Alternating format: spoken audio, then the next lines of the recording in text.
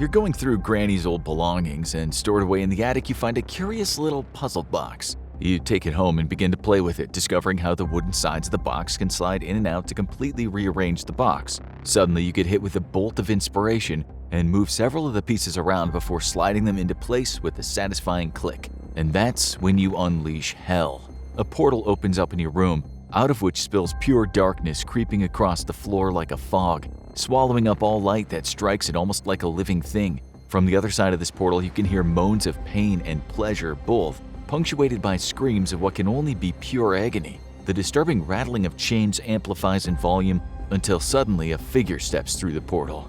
It's a horrifying sight, a pale man dressed in long black leathers and with a head completely covered in pins. Looking at you with dark eyes void of any emotion, he stabs a finger in your direction. You solved the puzzle. You called us. Now prepare for an eternity of pain. Well, you've gone and done it. You've summoned a Cenobite from the realm of Leviathan and are doomed to suffer an eternity of torments. How can you possibly defeat Pinhead, lead of all the Cenobites? Understanding your enemy is key to victory here. Pinhead is a Cenobite, a special servant of the realm of Leviathan who carries out Leviathan's dark, incomprehensible will. This mostly takes the form of appearing to mortals who complete the puzzle box known as the Lament configuration, opening a portal between our world and Leviathan's realm. First, forget the holy water and crucifixes because Pinhead is not a demon, and Leviathan's realm is not hell. It's actually, technically not even a place of eternal torment, at least not in the way we understand it. Little is known about the mysterious Leviathan, but what is known is that his realm is one of extreme hedonism. Pinhead himself describes the Cenobites as neither angels nor demons, though they are certainly one or the other to some people, but rather as explorers in the further regions of experience. Have you ever heard the phrase, too much of a good thing can be bad? Well, pleasure is no different, and Leviathan's most devoted servants, the Cenobites, are created from individuals who have sought pleasure to the point of extremism. Well, past the bounds of anything healthy, let alone moral. These are people who became so desensitized to life that they sought out ways to feel something, anything, at any cost. Murder, human sacrifice, extreme sadomasochism. Eventually nothing could fill that void inside, and that's when they turned to the arcane and promises from entities like Leviathan of pleasure that surpassed the mortal experience. Now each Cenobite is so desensitized that they can no longer tell the difference between pleasure and pain, inflicting both regardless of the consequences. So, in a weird way, when Pinhead wants to tear you apart with rusty hooked chains, he actually thinks he's helping you out by treating your flesh to extreme pleasures. Don't worry, after a few thousand years you'll probably begin to agree, and then discover yourself turning into a Cenobite. Now it's important to note that we're sticking to the original material here, and not any of the sequel crap. To be perfectly honest, no Hellraiser sequel has ever captured the psychological horror of Clive Barker's original Hellraiser. Instead, the franchise has turned into a sad, boring body horror experience full of gore and little substance. In the original Hellraiser, Pinhead was merely an arbiter of justice of sort. The real monsters were the human beings in the film, and the depraved things they did to each other and others. Subsequent sequels missed the point entirely that humans are the real monsters and turned Pinhead into a slasher monster.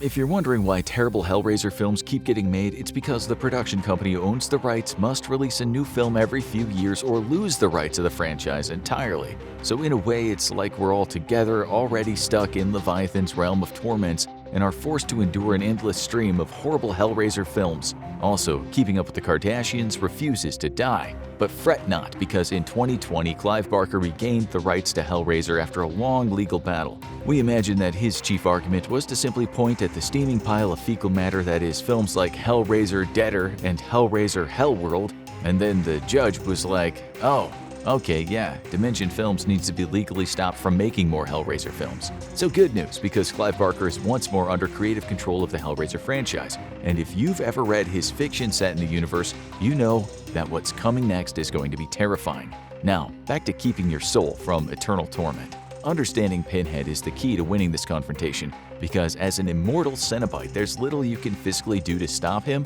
once he's got his sights set on torturing you for eternity. Pinhead was once an army captain named Elliot Spencer, serving in France during World War I. A charismatic and caring leader, Spencer's heart grew cold and dark after the horrors of trench warfare. Convinced that God had died along with millions of young men on the battlefields of Europe, Spencer fell into deep post-traumatic stress disorder and found himself numb inside. Disillusioned and jaded with humanity and life both, Spencer spent years after the war traveling the world and indulging in an extremely hedonistic lifestyle, engaging in any pleasure he could discover. That's when he came across the Lament configuration in India, and after solving the puzzle was dragged by chains into Leviathan's realm. After years of torture, he emerged as Pinhead, a converted Cenobite and devoted servant of Leviathan.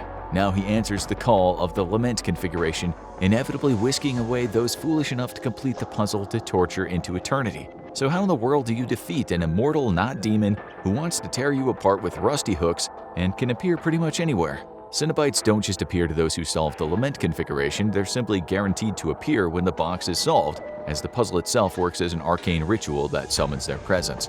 Other ways of calling forth the Cenobites include long, complicated arcane rituals, and humans have been calling Cenobites for millennia. The Lament configuration is a sort of cheat that gets around these elaborate rituals.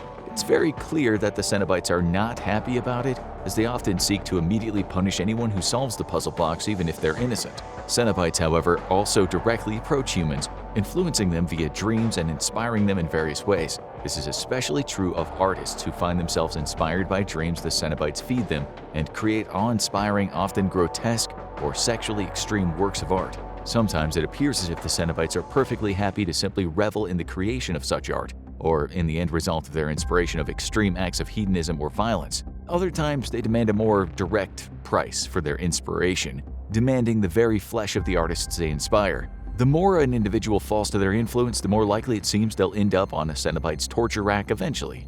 But the important thing about Cenobites is that they are very agreeable to making deals. Those marked for hellish torture by Cenobites can often strike up deals where they offer up human sacrifices or unwitting victims in their stead. It seems all the Cenobites care about is having flesh to play with back home, and they're happy to take either person making the deal or those doomed individuals they can find in their own stead.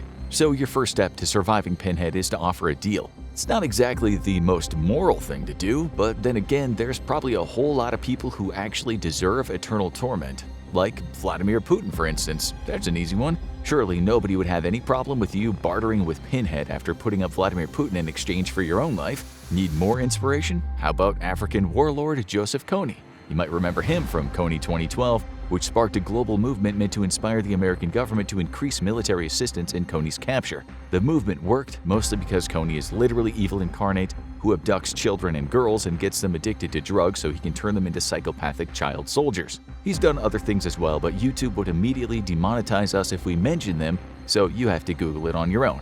Rest assured, Kony's a bad dude, and nobody's gonna shed a tear over Pinhead tearing him apart with hooks for a few centuries. If those two aren't good enough though, how about T-Mobile? Maybe not every single employee of T-Mobile, but at least their senior leadership, because T-Mobile is terrible. The main problem, of course, is you're gonna have to physically lead the Cenobites to these victims, so you're gonna have to get creative. But we've got faith in you. Your skin is literally on the line after all. That's a pretty good motivator. Now, if you've got a problem with leading others to their eternal doom, there is a second alternative. You have to solve the Lament configuration's second secret setting. See, when the box was created, it was well known by its creator what the box was capable of. Not being particularly stupid, the box was designed with a second secret configuration.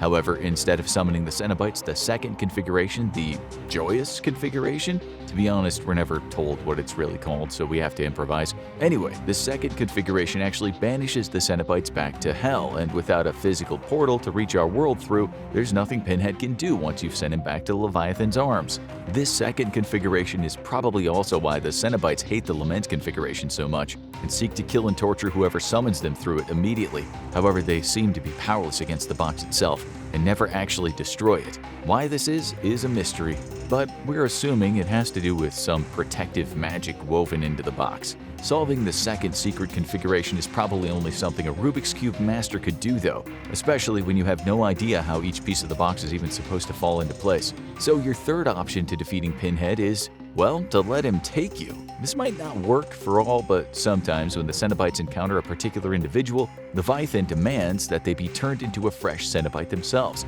At that point, you basically have as much power as Pinhead, and it doesn't seem as if Leviathan has any particular issue with his creations destroying each other. So, if you don't mind being thrown into a horrible torture machine for a period lapsing from hours to days, months, or even longer, then you could come out of it with cool new Cenobite powers, perfect for taking on Pinhead himself. Sort of like Quake 4 when your character gets captured and turned into a Strogg soldier, which by the way is one of the coolest and most gruesome sequences in video game history. Now, go watch You vs. Freddy Krueger, or click this other video instead.